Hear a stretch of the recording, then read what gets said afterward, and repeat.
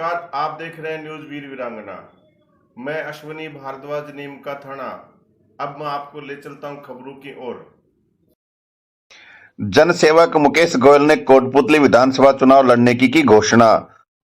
कोटपुतली जनसेवक मुकेश गोयल ने आगामी विधानसभा चुनाव लड़ने की घोषणा करते हुए कहा कि मैं कोटपुतली की जनता को समर्पित हूं। कोटपुतली के मान सम्मान और स्वाभिमान की रक्षा के लिए जन भावना का सम्मान करते हुए विधानसभा का चुनाव लड़ने के लिए तैयार हुआ हूं। स्थानीय आरटीएम होटल में कोटपुतली के नगर एवं ग्रामीण अंचल से आए हुए सैकड़ों कार्यकर्ताओं की मौजूदगी में मुकेश गोयल ने आह्वान किया।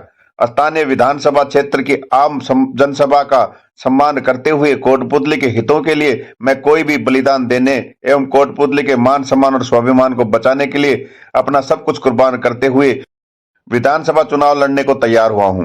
गोयल ने कहा है कि विगत 15 वर्षों से कोटपुतली की आम जनता को न केवल ठगा गया है बल्कि गुंडागर्दी, भ्रष्टाचार, जातिवाद की राजनीति करते हुए कोटपुतली में भय, भूख और भ्रष्टाचार का साम्राज्य स्थापित किया गया है।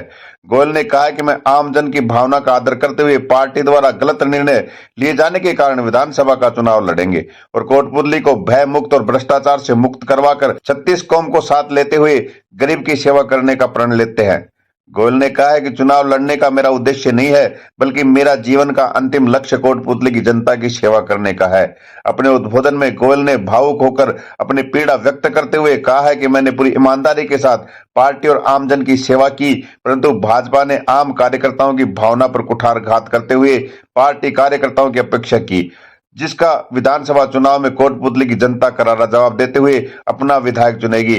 सबसे बड़ा टिकट जनता का टिकट होता है। इसे पूर्ण रूप से विधानसभा क्षेत्र में आए हुए सैकड़ों कार्यकर्ताओं ने एक स्वर में गोयल को चुनाव लड़ने और चुनाव जिताने का संकल्प लेते हुए नारा दिया कि यह चुनाव पूंजीवाद, बाहुबल, सत्ताधारी दल के अराजक भ्रष्ट शासन के खिलाफ आम जनता का संघर्ष है और गोयल को भारी मतों से जिताकर विधानसभा में भेजेंगे। सभा को संबोधित करते हुए कई लोगों ने अपने विचार व्यक्त किए। उम्मीदवार के रूप में तो मैं तो बस यही कहूँगा कि कोटपुतली के लोगों ने जो चाहा है, मैं तो कोटपुतली का सेवक बन करके जो उन्होंने तय किया है उसी काम को आगे बढ़ाऊंगा और आने वाले समय में हम सब लोग मिलकर के पूरी कोटपुतली मिलकर के चुनाव लड़ेगी और इस कोटपुतली की व्यवस्था परिवर्तन के लिए चुनाव लड़ेगी। सर, आप लंबे समय से बीजेपी के कार्यकर्ता रहे हैं, तो बीजेपी का टिकट किसी और शख्स को दे दिया है, तो कहीं आपको बागी की तरह नहीं देखी जाएगी पार्टी, या पार्टी की तरफ से कहीं आपको निष्कासित किया जाएगा?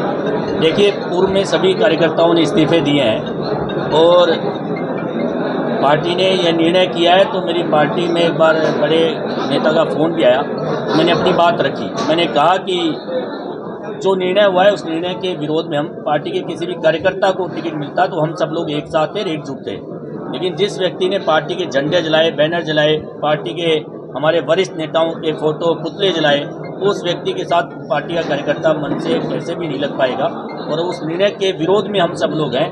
और आने वाले समय में जैसा भी आगे परिस्थितियां लेकर जाएंगी हम चलेंगे। पंडित दीनदयाल उपाध्याय भारतीय जनता पार्टी के संस्थापक भी रहे, विचारक भी रहे। पंडित दीनदयाल उपाध्याय जी के विचार को लेकर हम आगे बढ़े हैं और पंडित दीनदयाल उपाध्याय जी ने भी अपनी चुनावी डायरी में लिखा कि जब कोई अच्छा राजनीतिक दल भी किसी गलत व्यक्ति को टिकट दे देता है या पार्टी से गलत निर्णय हो जाता है तो जनता को और मतदाता को और पार्टी के कार्यकर्ताओं को उस निर्णय को बदल देना चाहिए। पंडित दीनदयाल उपाध्याय जी की उसी बताई गई मार्ग को हम लेकर के आगे बढ़ेंगे। पार्टी का निर्णय गलत हुआ है, उस निर्णय के विरोध में और इस निर्णय को कोटपुतली की जनता बदलेगी। सर, वायदे में आप जीते हैं चुनाव और अगर आपको भाजपा वापस से शामिल करना चाहिए तो क्या पार्टी में दोबारा जाएंगे? देखिए, चुनाव जब कोई व्यक्ति निर्दलीय लड़ता है तो अपने क्षेत्र का विकास सबसे पहला कर्तव्य होता है। कोटपुतली की जनता की राय और क्षेत्र के विकास के लिए जो अच्छा होगा वो करेंगे। जैसे कोटपुतली का इतिहास रहा है कि यहाँ पार्टियों से ज़्यादा मृत्यु का दबदबा रहा है, उसको लेकर क्या कहना चाहिए? देखिए, पार्टियों ने कोटपुतली की उपेक्षा की है। हम सदैव राजनीतिक दलों ने सदैव कोटपुतली को 200वें नंबर पर रखा है, चाहे वह कांग्रेस हो चाहे बीजेपी हो। तो लेकिन जनता जब उनके निर्णय से संतुष्ट नहीं होती है तभी तो निर्दलीय उम्मीदवार जीत करके जाता है और मुझे लगता है कि कोटपुतली में अगर ऐसा होगा तो कोटपुतली के हित में ही होगा और इसी बात को हम सब लोगों ने भी सोच विचार के कहीं न कहीं कदम उठाया होगा। कमेटी ने तमाम मुद्दों को सोचा होगा और अब तो एक ही बात है कि कोटपुतली के लिए मिलकर संघर्ष करें। लेकिन निश्चित रूप से आपको बाकी की परिभाषा दी जाएगी, लेकिन भारतीय जनता पार्टी जिस तरीके से बात करके दीनदयाल उपाध्याय की आपने बात की, जो फर्ज बिछाते हैं, जो पन्ना प्रमुख लेकर के काम करते हैं, संगठन को आगे बढ़ाने का भी काम करते हैं, उस विचारधारा के साथ भाजपा आगे बढ़ती थी। लेकिन इस तरह के कार्यकर्ता का अगर टिकट काटा जाए तो कार्यकर्ताओं पर क्या बीतेगी, उसको क्या करें? देखिए, हर व्यक्ति अपने परिवार को सबसे पहले बचाना चाहता है। जब भी कोई विपदा आती है, भले ही उस व्यक्ति के ऊपर कितनी आँच आए, चाहे मुकेश गोयल को बागी कह दिया जाए, मुझे कोई परवाह नहीं है, लेकिन कोटपुतली मेरा परिवार है, इसे बचाने की प्राथमिक जिम्मेदारी है। मैं कोटपुतली के हितों के लिए सबसे पहले रहूंगा और बाकी पार्टी चाहे उसमें कुछ भी निर्णय करे, कोई दिक्कत नहीं। यानी आप खुले रूप से आप चुनाव लड़ने का ऐलान कर रहे हैं? जी, सब लोगों ने किया है, मुझे अकेले ने नहीं, कोटपुतली के लोगों ने मिलकर ये ऐलान किया है। ये कोटपुतली के लोग तमाम 36 कौम के 36 बिरादरी के वरिष्ठ जन सब लोग मिलकर के चुनाव लड़ेंगे। मीडिया वार्ता के दौरान जनता को क्या संदेश देना चाहिए? आने वाला जो समय है पूर्ण रूप से कोटपुतली के भाग्य का फैसला करने वाला समय है।